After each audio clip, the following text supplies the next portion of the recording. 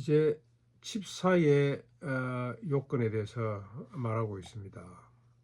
장로 다음에 집사 8절에 정중하고 일구연하지 아니하고 술에 임박이지 아니하고 더러운 일을 탐하지 않아야 된다.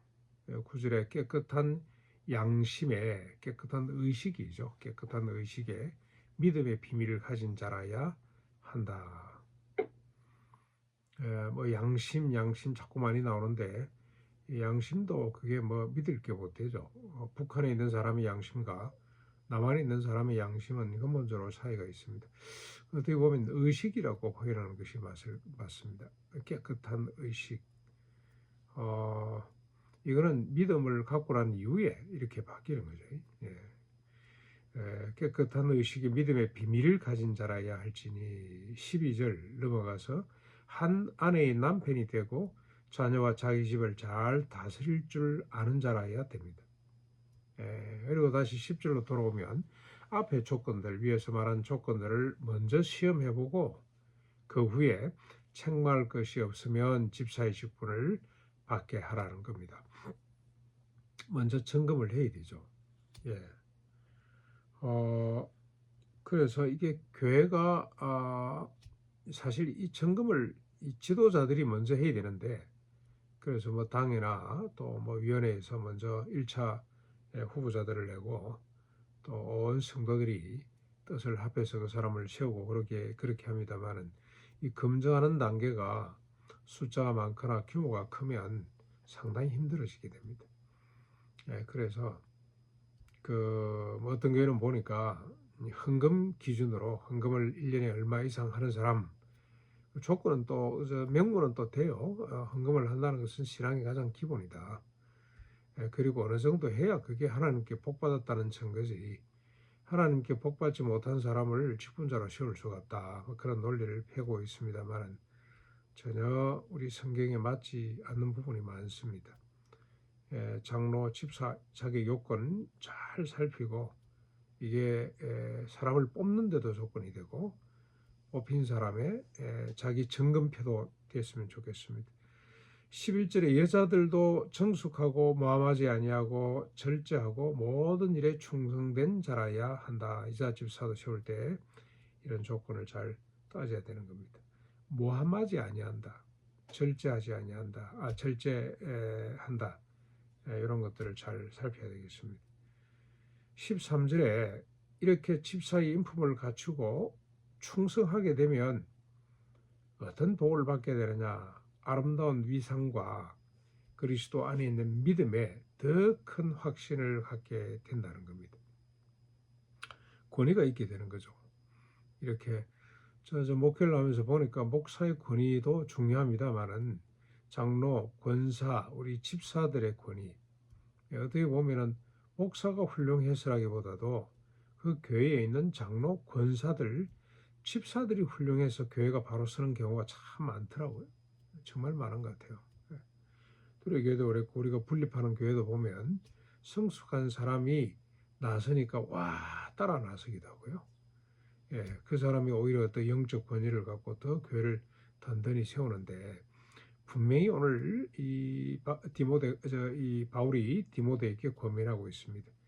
이렇게 집사, 장로 직분을 잘 감당하게 되면 아름다운 위상, 권위적 권위를 갖게 되고, 그뿐만이 아니라 그리스도 안에 있는 믿음에 더 큰 확신을 갖게 된다. 믿음이 자라는 겁니다.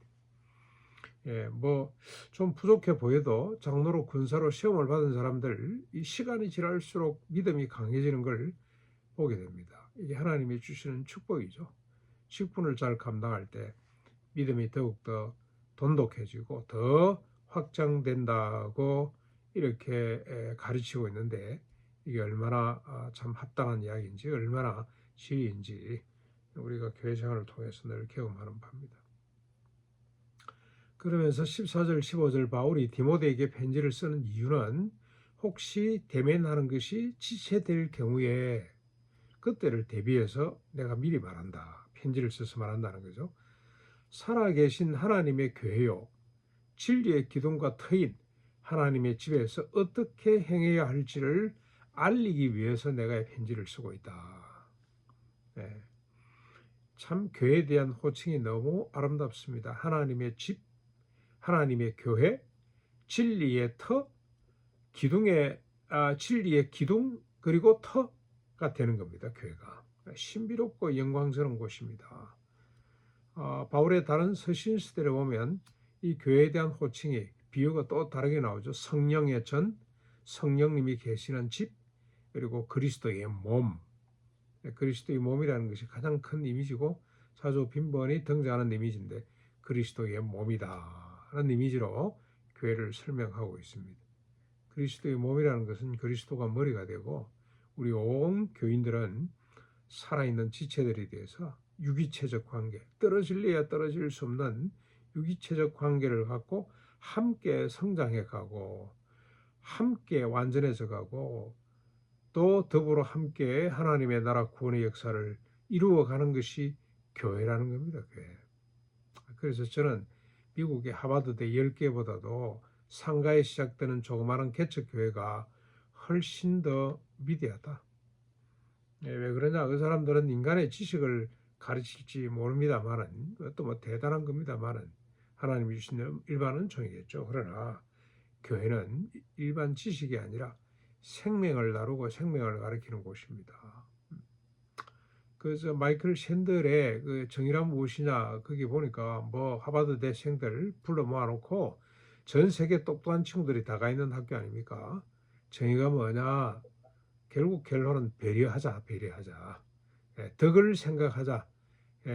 행복과 자유 그게 정의입니다만은 거기다가 더불어 함께 살아가는 사람들, 특별히 약자들을 좀 배려하는 덕을 좀 끼워 넣자 그렇게 설득을 하고 구구를 하는 것 같아요.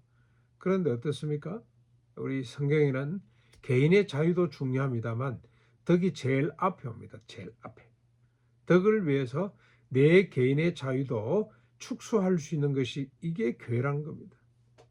이게 생명의 질서이고 생명의 본성입니다. 이런 교회가 얼마나 영광스러운지 이 교회를 잘 세우도록 하기 위해서 내가 직접 대면했으면 좋겠지만 그렇지 못할 경우를 생각해서 내가 편지를 보낸다. 마지막 16절입니다. 교회의 머리가 되시는 그리스도에 대한 고백과 찬양으로 끝을 냅니다. 큰 경건의 비밀이시고 육신으로 나타난 바 되었고 영으로 어렵다 하심을 받으신 그리고 천사들에게 보이시고 만국에 전파되시고 세상에서 믿는 바 되시고 영광 가운데 올려주신 예수 그리스도 이를 부정할 사람이 세상 가운데는 없다고 그렇게 선언을 합니다. 교회 머리가 되시고 우리 믿음의 핵심이 되는 본질이 되는 예수 그리스도 그분에 대해서 내가 추워도 흔들지 말고 나와 동일한 믿음의 고백을 하면서 그를 찬양하도록 하라 하고 금연을 하는 겁니다. 교회는 구원과 하나님의 나라의 역사를 이어가는 신비롭고 영광스럽고 복된 그리스도의 몸, 성령의 전, 하나님의 교회입니다.